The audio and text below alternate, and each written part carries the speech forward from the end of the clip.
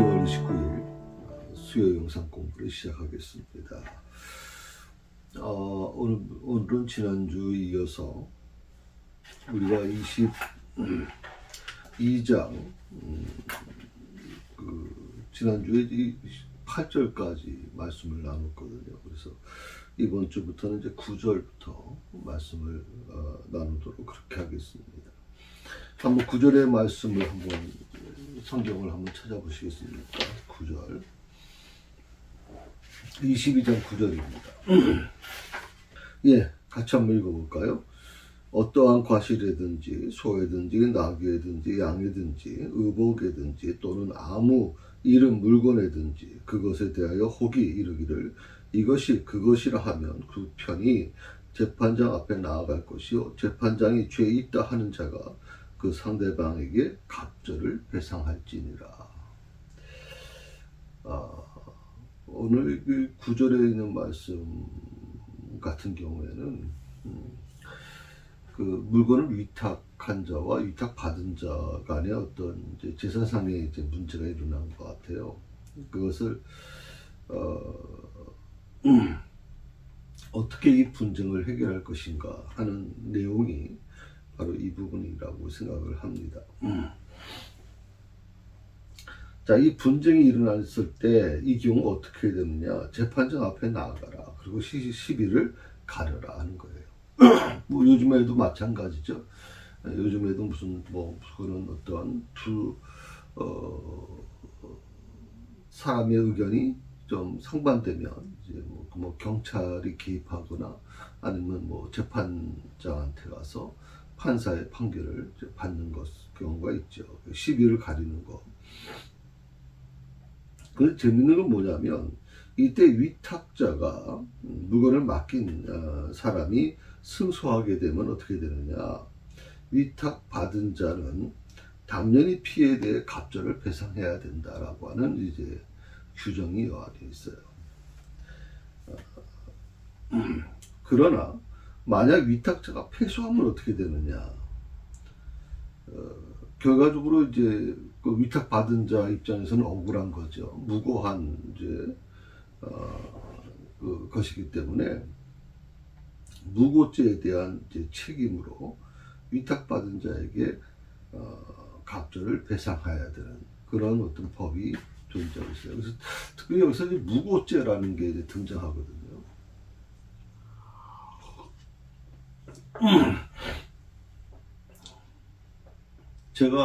저는 법에 대해 잘 모릅니다만은 다만 이 우리나라 같은 경우에도 우리나라 법에도 이 무고죄가 굉장히 좀 아주 그 형량이 굉장히 높은 걸로 제가 알고 있습니다.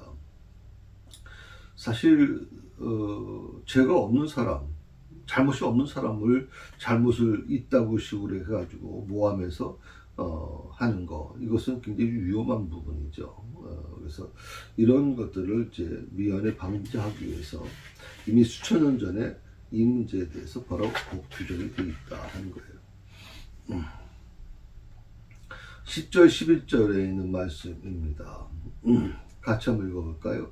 사람이 낙이나 소나 양이나 다른 짐승을 이웃에게 맡겨 지키게 하였다가 죽거나 상하거나 물려가도 본 사람이 없으면 두 사람 사이에 맡은 자가 이웃의 것에 손을 대지 아니었다고 여호와로 맹세할 것이요 그 임자는 그대로 믿을 것이며 그 사람은 배상하지 아니하려니와. 위탁받은 이제 짐승이 몇 가지 이유에서 이제 죽었어요. 또 상했단 말이죠. 첫 번째가 이제 병이 들어서 이제 죽을 수도 있겠죠. 또 뭐 추락 사고가 나서 죽을 수 있어요. 또 아니면 맹수의 공격을 받아서 뭐 상하거나 뭐 죽을 수도 있습니다. 그리고 뭐 짐승이 무슨 잘못은 없겠지만 도둑이 들어와서 짐승을 이제 끌고 갈 수도 있겠죠. 이런 것을 당했을 경우 어떻게 되느냐 하는 이 부분.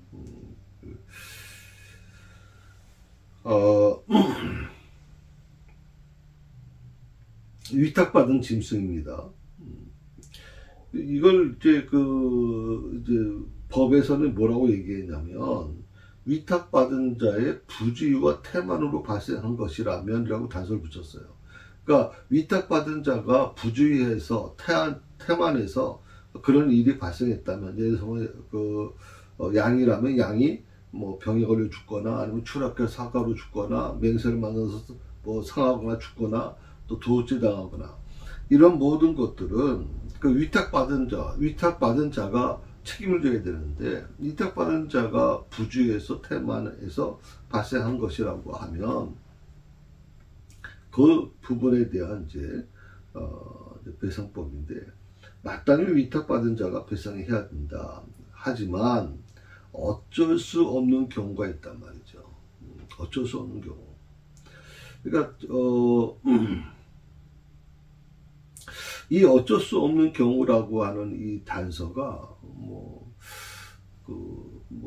어떤 거라고 딱 집어서 좀 얘기하기는 어려워요. 근데 아마 제가 보기에는 이제 도둑질 당하는 거, 또 맹수를 만나는 거, 맹수 만나는 거, 위탁받은 자가 받은 자라 할지라도 이게 쉬운 게 아니죠. 예, 아주 무서운 맹수를 만나게 되면 위탁받은 자도 자기 생명도 위험한데 이걸 어쩔 수 없는 부분이 존재하고 있거든요. 그래서 어쩔 수 없는 경우라면이라고 하는 단서를 붙였어요. 그리고 뭐라고 하냐면 짐승의 본래 임자, 그 짐승의 원래 주인이 그 손해를 감수해야 한다는 거예요. 비록 위탁받은 자가 위탁받은 그 짐승을 제대로 관리하지 못했다면, 그게 뭐 개인의 어떤 뭐 부주의와 태만으로 이루어졌다면 당연히 배상해야 되지만, 위탁받은 자도 어쩔 수 없는 상황에서 이루어진 것이라면, 그렇다면 위탁한 자가 당연히 그 손해를 감수하는 게 바람직하다 하는 것이 그 법입니다. 그리고 참 여기서 지난주에도 말씀을 제가 드렸습니다만은 중요한 부분이 바로 이 부분이죠.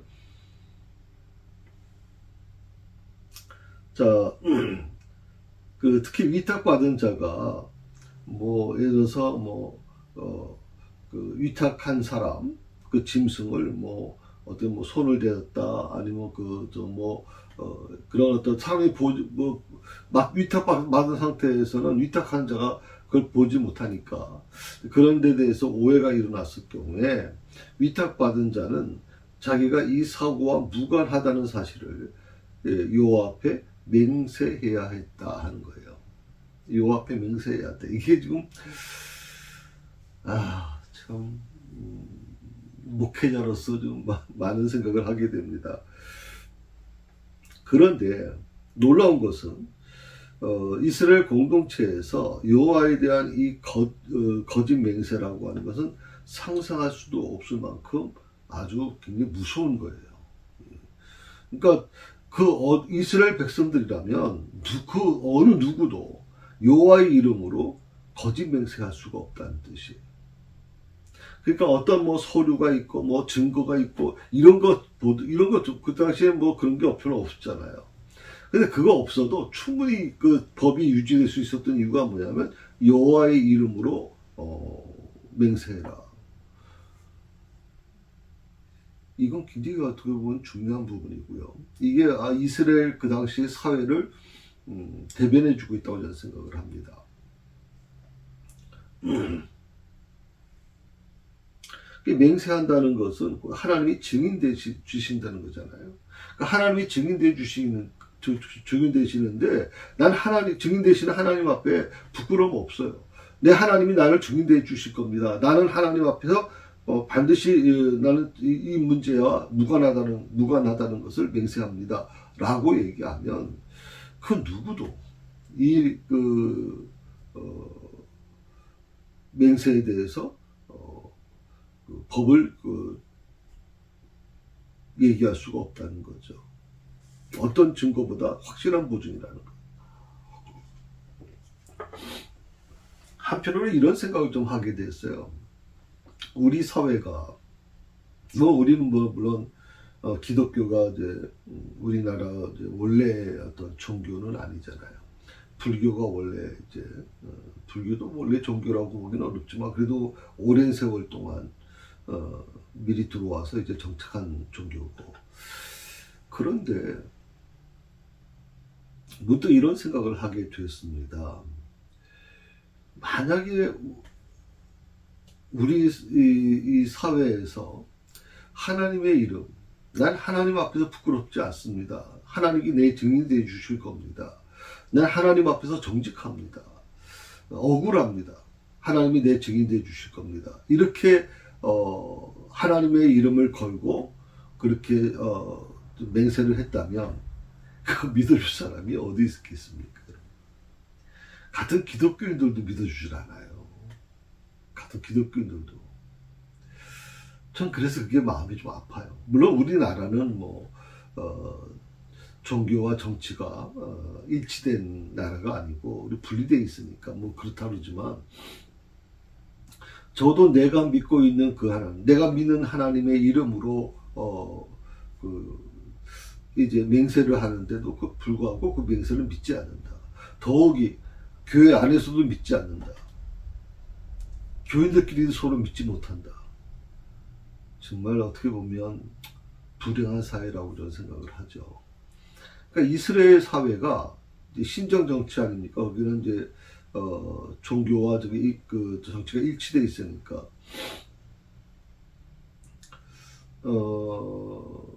그 이스라엘 백성들이 한 곳에 모여 있는 형편이 아니고 주로 이동을 많이 지금 했는데 뭐 요즘에 우리가 많이 볼 수 있는 데가 바로 그 몽골의 유목민들 아닙니까? 이제 초원에서 이제 흩어져서 이제 부족별로 지내는 사람들.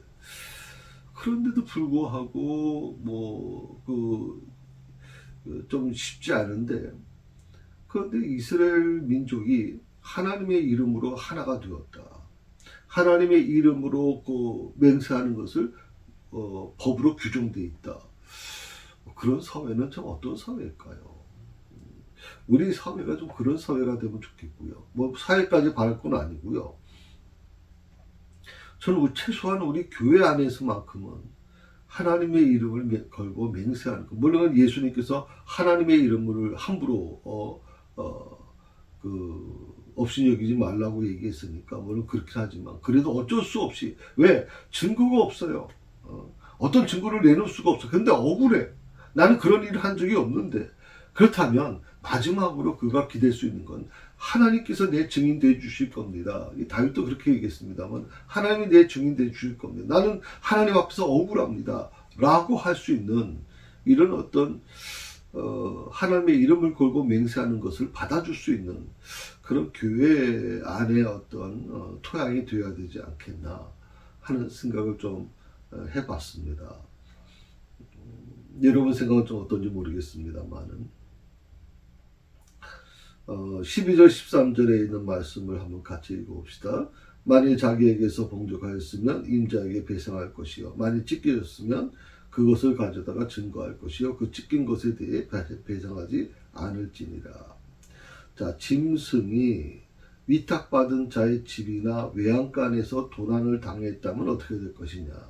위탁받은 자의 집입니다. 외양간. 그 위탁받은 자는 그 주인에게 배상을 해야 된다 하는 건 당연한 거니까.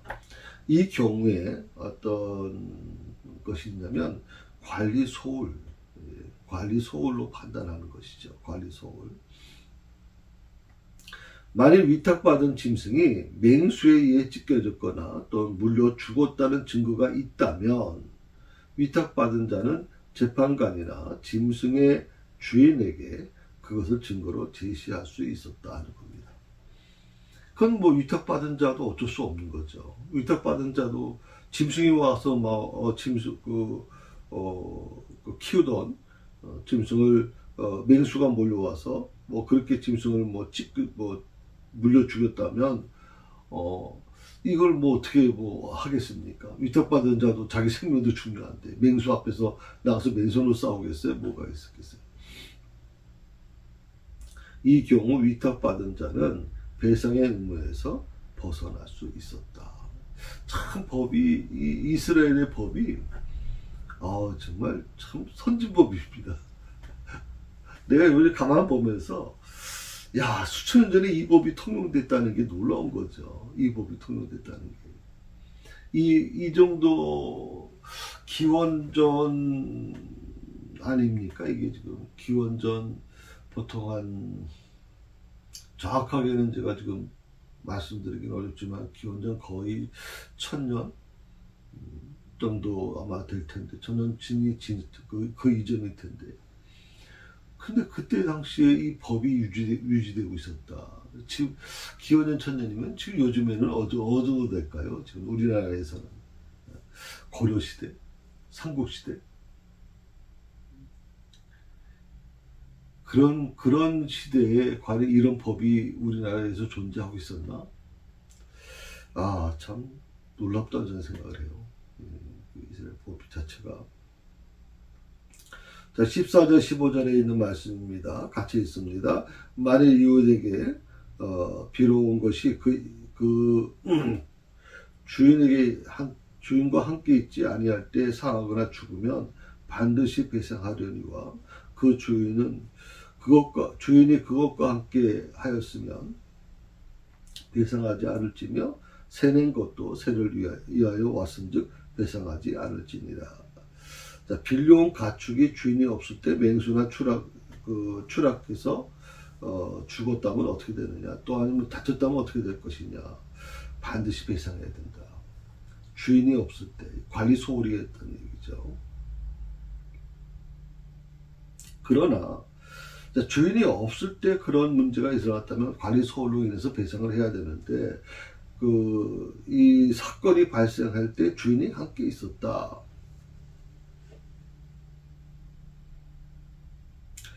배상할 필요가 없다는 거예요. 주인이 함께 있었다면. 그런 어떤 부분에서 그 이유가 뭐냐, 이렇게 얘기하고 있어요. 사고의 이체적 책임이 주인에게 있기 때문이었다. 주인이 함께 있었다면, 주인이 있음에도 불구하고 그 짐승이 추락하거나 아니면 맹수에 의해서 죽거나 다쳤다면 그 주인에게도 책임이 있다는 얘기를 하는 거죠. 이 법은 남의 물건도 내 것 같은 마음으로 아끼고 조심스럽게 관리해야 된다는 것을 교훈하고 있는 아주 중요한 내용입니다. 남의 물건도 내 물건처럼 내 것 같은 마음으로 좀 해야 된다. 요즘에도 이제 마찬가지겠죠. 요즘에도 정말 남의 것을 내 것처럼 아끼는 그런 모습이 좀 있어야 되는데 좀 그러지 못한 모습이 좀 있어요. 그래서 좀 안타깝죠. 그래서 저희 교회는 여러분들은 뭐 주일날 한 번 와서 이제 예배를 드리고 가시니까 잘 모를 겁니다만, 평일날 참 사역자들이 헌신합니다. 뭐 그분들이 무슨 교회로부터 돈을 받습니까? 뭘 압니까? 근데도 불구하고 교회 오셔서 다 정리하고 소나무 전지하고, 물론 전문 가는 아닙니다. 물론 뭐 소나무 보니까 여기도 찢기고 저기도 잘려져 있고 뭐 그긴 하지만, 그래도 제가 볼 때는 정말 그 시간 내에서 얼마나 참 헌신하고 최선을 다하는지 정말 늘 감사하게 생각을 해요. 우리 교회가 뭐 작은 교회이죠, 사실은. 그렇지만 좀 사역자들의 그 헌신에 대해서만은 저는 그 어느 교회보다도 풍성한 교회다라고 저는 생각을 합니다. 정말 평신도들이, 우리 성도들이 정말 헌신적이에요. 정말 저는 그게 너무 감사해요.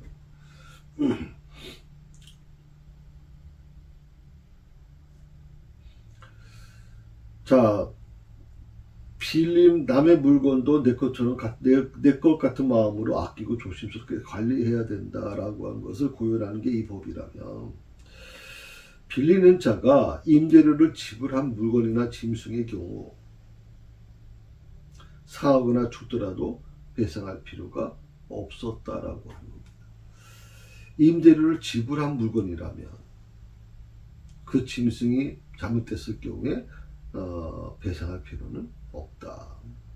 왜냐하면 임대료 중에는 빌려준 것에 대한 예상되는 손실 부담금까지 포함돼요. 야, 이거 참 놀라운 일이에요, 지금.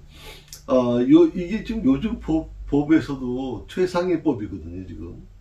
여러분이 뭐, 알겠지만,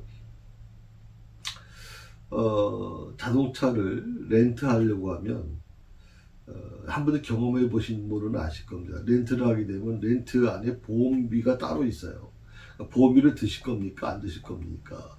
그러면 아무래도 좀 보험비가 좀 부담이 되시는 분들은 뭐 부분 보험을 들기도 하고 보험을 안 드는 분도 계시죠. 그런데 이제 좀 여유가 있는 분들은 뭐 문제가 일어나는 것에 대해서 미연에 방지하기 위해서 보험을 듭니다. 그 보험을 들게 되면 내가 비록 중간에 차를 뭐 긁혔거나 뭐 부딪혔거나 했더라도 보험에서 다 처리가 되는 거죠. 그 보험이라는 것은 손실 부담금을 갖고 있기 때문에요. 손실 부담금을 미리 포함되어 있거든요. 그래서 임대를 했다면 그 임대한 짐승이 무슨 맹수에게 물려주거나 아니면 뭐 절벽에서 떨어져 죽거나 어떻든 간에 병들어 죽거나 이렇게 했을 때 당연히 그 임대한 사람이 그거를 배상해야 되는데 보험을 들어준 거예요. 임대료를 내고 했다면 임대료 속에는 빌려준 것에 대해서 예상되는 손실 부담금이 포함되어 있다. 이걸 어떻게 보면 우리가 좀 더 쉽게 생각을 하시면 제가 렌트에 대한 자동차 렌트에 대한 말씀을 드렸지만 여러분이 집을 월세로 혹시 사시는 분들이 계시다면 월세를 사시게 되면 그 월세 속에는 이 손실 부담금이 포함되어 있습니다. 전세하고 월세하고 좀 다른 부분이죠. 월세는 그 월세를 매달 얼마씩 낼 때 그 월세 속에는 손실 부담금이 포함되어 있기 때문에 뭐 다른 어떤 무슨 문제가 일어났을 때 이 전세하고 아마 월세는 그 차이가 있는 것 같아요. 저도 전세 살아봤습니다만은 전세에는 웬만한 것들은 소모품이나 이런 것들은 그 집에 입주한 사람이 책임져야 됩니다. 근데 이제 월세는 다르죠. 월세는 매달 얼마씩 내고 내가 사용하는 것이기 때문에 주인이 웬만한 건 다 고쳐줘야 됩니다. 다 처리해줘야 되거든요. 그게 바로 이 손실 부담금까지 포함되어 있기 때문에 그런 것 같아요. 그런데 빌린 물건과 임대료 간의 금액 차이가 너무 현격할 경우는 어떻게 되느냐? 조정해서 분쟁을 처리하는 것이 일반적 관례라고 이제 그렇게 추측할 수가 있습니다. 특별히 16절에서 20절까지 내용은 영적인 또 육적인 문란에 대한 관련된 법이거든요. 그래서 이거는 어떻게 보면 굉장히 중요한 내용입니다. 그래서 특히 그 첫 번째는 처녀 순교를 더럽힌 경우 어떻게 할 것이냐. 두 번째는 여호와 신앙의 순수성이 변질시키는 무당이나 우상 숭배 등에 관련된 법입니다. 지난 주일날 제가 설교 때 말씀을 드리면서 참 종교개혁 주일이었잖아요. 마음이 좀 찹찹했던 게 저는 그 데이터를 보면서요. 좀 마음이 좀 찹찹했어요. 기독교인 중에서 50%가 넘는 숫자가 무속을 경험했다. 무속인을 찾아간다라고 하는 뜻이에요. 저는 지금까지 제가 아까 무속인들의 입에서 또 아니면 옛날 과거에 제가 조선일보를 봤는데 조선일보에 보면 광고에 보면 무속인들의 광고가 나오잖아요. 거기 보면 권사, 집사, 환영. 그다음 또 장로까지 환영이라고 나오거든요. 그걸 보면서 그래도 기독교인들 중에서 그 무속인을 찾아가는 사람들이 있구나라고 정도 생각을 했어요. 근데 그게 제가 보기에는 한 뭐 20% 정도로 이제 생각을 했는데, 놀랍잖아요, 지금. 50%가 넘었다는 게 두 사람 중에 한 명은 지금 같다는 얘기 아니에요, 지금. 이건 목회자로서 참 책임감이 느껴져요. 제가 정말 주님 앞에 섰을 때, 너 대체 교회들을 어떻게 가르치고 온 거야? 어떻게 지도하고 온 거야? 라고 질책하실까봐 두려워요, 저는. 저 한국교회 목회자들이 정말 하나님 앞에 통탄하고 회개해야 될 것 같아요. 그래서 오늘 여기 보면 다음 주번에 공부하시게 될 것 같은데, 여호와 신앙의 순수성을 변질시키는 이 무당이나 우상 숭배에 대한 내용이 관련된 법이 나오고요. 그리고 세 번째로 짐승과의 성교에 대한 처벌법입니다. 이게 성경에도 이제 기록되어 있죠. 레위기에도, 민수기에도 아마 기록되어 있는 거였는데, 수간자라고 하는 이 부분이, 어떻게 사람이 이럴 수가 있을까라고 생각을 우리가 해요. 근데 이게 현실에서도 이루어지고 있다고 하는 게 중요한 거거든요, 지금. 현실에서도 이루어지고 있다는 거. 참, 다음 주에 이 부분에 대해서 공부를 하면서, 좀 마음이 좀 착잡할 것 같지만, 그래도 이제 이 부분에 대해서 우리가, 짚고 넘어갈 수밖에 없겠죠. 자, 16절, 17절에 있는 말씀만 우선 좀 한번 같이 나눠보겠습니다. 같이 읽겠습니다. 사람이 정혼하지 아니한 처녀를 깨워 동침하였으면 빙패를 들여 아내로 삼을 것이요. 만일 그 아비가 그에게 주기를 거절하면 그는 처녀에게 빙패하는 일례로 돈을 낼지니라. 처녀와 동침한 자의 규례인데, 남자는 가장 좋은 방법은 그 처녀를 아내로 맞이해서 평생 같이 사는 겁니다. 이건 우리나라도 아마 그런 게 있을 겁니다. 예. 우리나라도 그런 게 존재하고요. 어떤 그 처녀를 아내로 맞이해서 평생 살면 되는 거 아니에요? 문제는 없는데, 근데 여기서 두 가지 예외 규정이 있었어요. 첫째, 그 처녀가 정혼했을 경우에요. 그 처녀가 정혼했을 경우에, 그러니까 정혼했던, 처녀지만 정혼했던 처녀라면 이때는 어떻게 되느냐? 남녀 둘 다 돌로 쳐 죽여야 된다 하는 거예요. 처녀가 조금 어떻게 보면 좀 억울할 수는 있겠죠. 그런데 정혼한 상태에서 남자와 동침을 했다. 물론 여기에서 이제 그게 강압적이냐, 이런 게 나오겠지만, 제가 보기에는 강압적이라는 표현은 아닌 것 같아요. 둘 다 합의에 의해서 이루어진 것 같은데, 이게 신명기 22장 23절에서 29절에 나오는 내용이거든요. 남녀 모두 다 돌로 쳐 죽여야 된다. 그러니까, 혹시 여러분들이 기억하시겠습니다만, 예수님 앞에 현장에서 간음하다 잡힌 여인을 데려오잖아요. 그 여인을 잡아서 예수님 앞에 데려와서 이제 바리새인들과 종교 지도자들이 예수님께 묻고 있잖아요. 이 여인을 어떻게 하면 좋을까요? 모세법에 의해서 이 여인을 돌로 쳐 죽일까요? 라고 묻잖아요. 거기 보면 중요한 게 뭐예요? 간음하다가 걸린 여인, 현장에서 간음하다가, 그러면 남녀 모두가 다 돌로 쳐 죽여야 돼요. 이게 법이에요. 신명기에 나오는 법. 그런데 놀랍게도 남자는 제외시키고 여자만 데려왔다. 시작부터 잘못된 거죠, 지금. 예수님은 바로 그것을 강구한 겁니다. 특별히 예수님께서 이제 그 질문을 받고 나서 이제 땅에다 글씨를 쓰면서 시간을 조금 텀을 줬다는 얘기는 그들에게도 양심이 존재하고 있지 않겠어요? 그러면 그들도 법을 모르는 게 아닌데, 남자와 같이 다 데려와서 둘 다 돌로 쳐 죽여야 됩니까? 라고 물어야 되는데, 그렇지 않고 여자만 데려왔다는 것은 뭔가 예수님을 모함하려고 데려온 거니까. 그래서 시간이 조금씩 지나면 이들의 마음속에 조금 껄끄러운 마음이 생기게 되고, 그때 예수님께서 말씀하시잖아요. 죄 없는 자가 먼저 돌로 쳐라. 그 말 한마디에 모든 사람이 다 돌아갔다라고 얘기하잖아요. 바로 이 법의 규정이 바로 그렇게 되어 있습니다. 두 번째는 처녀의 아버지가 결혼을 반대할 경우에요. 그러니까 사실 자기 딸이 남자와 동침을 했다. 그러면 저 처녀의 아버지는 가급적이면 결혼시키고 싶겠죠. 근데 그 남자가 마음에 안 들어요. 전혀 눈에 차질 않아, 대체.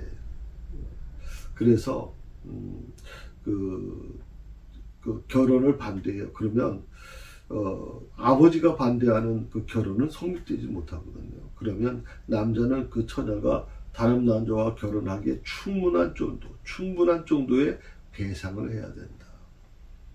이걸 이제 빙패라고 하는 말을 썼는데, 빙패라는 말이 결혼 지참금이라는 뜻이에요. 결혼 지참금. 그러니까 할 때 이제 근동지방 같은 경우에는 요즘에 근동지방만이 아니라 이제 동남아시아 지방에서도 아마 이런 규례가 있는 것 같은데, 남자가 여자의 부모님에게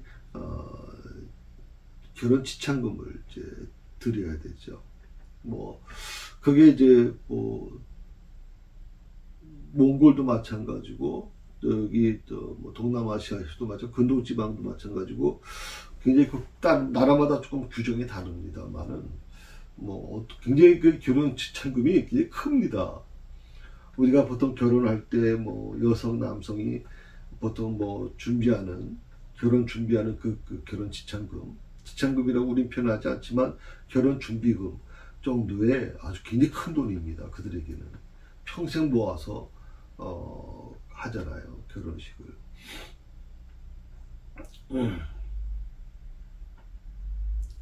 자, 정혼하지 않는 여자와 동침하였고 후에 그 여자의 아버지가 혼인을 승낙하면 남자는 그 빙패를 주고 그 여자를 아내로 삼아야 되는데, 이 빙패라고 하는 것은 남자가 아마 죽은 뒤에 여자의 생계비로 사용된 것 같다고 하는 이제 학자들의 견해가 있어요. 그러니까 결혼 지참금이 어떤 의미가 있느냐라고 하는 거는 그 당시에 남자들이 많이 이제 일찍 죽는 경우가 많았잖아요. 이제 가사를 담당하다 보니까 이제 그런 힘든 일을 하고 또 전쟁에도 부역을 하게 되고 이러다 보니까 좀 일찍 죽는 경우가 많으니까 그때 여자의 생계비로 사용된 것 같다라고 이렇게 추측해요. 이 빙패 결혼 지참금의 그 정도가 어느 정도냐? 일반적으로 얘기합니다. 신명기 22장 29절에 보면 은 50세기에 되었다고 얘기하거든요. 은 50세기. 이거 굉장히 큰 돈입니다. 은 50세기 되면요. 이걸 지금 시가로 생각해 보면 거의 2,500만 원 정도 됩니다. 2,500만 원. 꽤 큰 돈이죠. 2,500만 원을 이제 결혼 지참금으로 줘야 된다라고 얘기하는 거거든요. 요즘 같아도 이게 큰 돈인데, 그 당시에 2,500만 원 정도, 은 50세기는 엄청난 돈이었거든요. 이거 지금. 그래서 이런 부분이 아마 있었다고 생각하면 되고요. 정혼하지 않은 여자와 동참한 자가 여자 부모의 결혼 승낙을 얻지 못하는 경우 어떻게 되느냐. 딸의 순교를 상실한 것은 아버지 입장에서는 재산권의 침해나 마찬가지였기 때문에, 재산권의 침해라는 게 딸을 이제 보낼 때 이제 지참금을 받는 이유 중에 하나가 딸이 결국 재산이라고 생각을 한 거거든요. 과거에는 이런, 어쨌든 그게 좋은 제도는 아니지만, 하여튼 자식을 재산으로 생각을 했다. 하여튼 그래서 아버지 입장에서는 재산권의 침해가 이루어졌다고 생각을 하기 때문에, 따라서 만약 여자의 아버지가 남자를 딸의 남편감으로 부적절하다고 판단하게 되면, 뭐 적절하다고 판단하면 결혼시키면 되는데 부적절하다고 판단하면 혼인은 성립되지 않았거든요. 될 수가 없었죠. 그러면 남자는 처녀의 아버지에게 입힌 피해를 배상하는 의미에서 결혼 지참금에 해당하는 정도의 돈을 지불해야 된다. 아까 말씀드린 은 50세겔 2,500만 원 상당의 결혼 지참금을 지불해야 된다. 이게 규정이에요. 참 저도 지금 이 말씀을 좀 나누면서 그 당시 오랜 세월, 그 당시에도 이런 같은 법이 있었다는 게 참 놀랐고요. 그리고 이 법이 그대로 통용되고 있다는 것도 참 놀랐습니다. 우리는 보통 우리가 굉장히 똑똑하고 우리가 모든 법이 잘 됐을 것 같지만 이미 수천 년 전에 이스라엘 지역에 이런 법들이 존속되고 있다는 것은 굉장히 아마 큰 의미를 주고 있죠.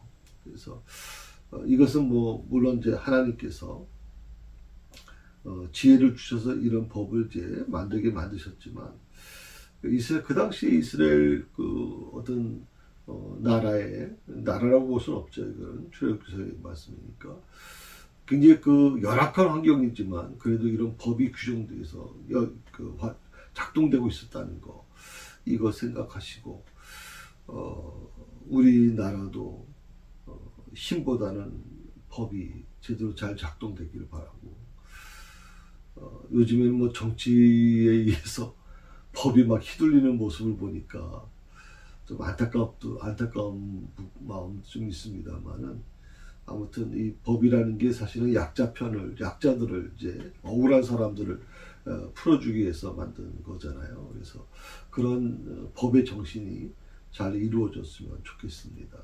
예, 오늘은 여기까지 하고요. 다음 주에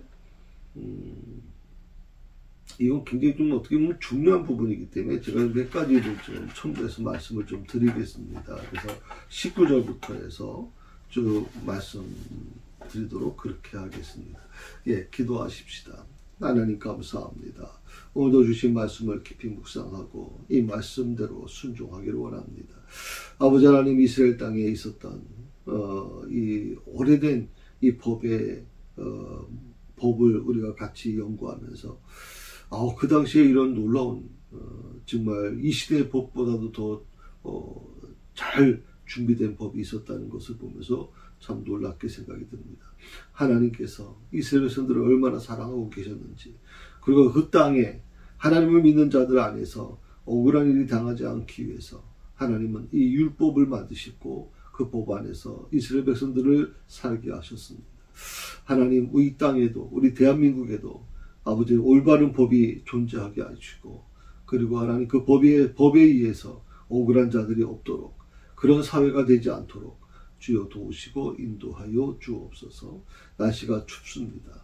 추워지고 있습니다. 하나님, 사랑하는 성도들을 아버지 하나님 주께서 인도해 주시고 모든 어려움에서 저들을 건져주시고, 특별히 병상에 있는 우리 사랑하는 권사님, 집사님들을 주께서 인도하여 주옵소서. 예수님의 이름으로 기도드립니다. 아멘.